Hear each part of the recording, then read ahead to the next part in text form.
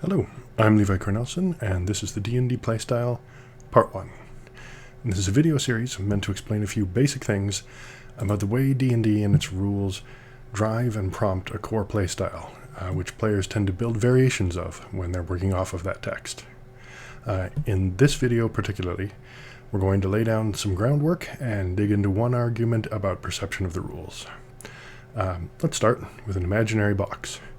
Inside of this box go the things that you're doing that are play, talking about what the characters are doing, getting responses, using rules to do that, or not. There we go. Now, let's talk about some categories of stuff. First, we could divide that box between gameplay that's mechanized, as in using mechanical stuff like numbers, dice, strict rules, procedures, and so on, and gameplay that's just conversational, going back and forth. I'm going to use an angled line here to split that box up for a reason that'll become clear in a minute. Okay, so now let's switch gears for a second. We'll be right back to this diagonal split, don't worry about that. We can also divide that block up into the kinds of fictional activities that the characters are undertaking. They're talking to other characters, they're doing research or exploration stuff, they're climbing around dungeons and stabbing monsters, they're casting spells. Again, I'm going to arrange these in a specific way for reasons that'll become clear in a minute. There we go. So that's pretty easy. Now let's lay those two divisions on top of each other and look at the rule structure of the game. So that's what the rules and the gameplay of D&D look like in a particular and important sense. Social activity done by the characters mostly isn't mechanized. There's one ability score for it, charisma, and most of the rolls are based on judgment calls by the DM. Mental activity, including perception, recall, and so on, has a few more hard rules and two ability scores, intelligence and wisdom. Physical ability, including fighting, has even more rules and even more ability scores, strength, dexterity, and constitution. And magic is almost all rules bound. No ability scores, but go check the page count on spells relative to the rest of the material. It's huge.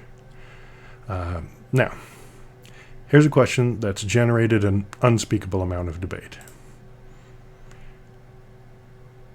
The first viewpoint on whether or not this is the game is that you only need mechanized rules for things that you don't want to handle with plain conversation, and gameplay extends beyond the parts that the rules are handling. Calling this section the game isn't a lie, but it also doesn't capture the whole picture, so no, it isn't.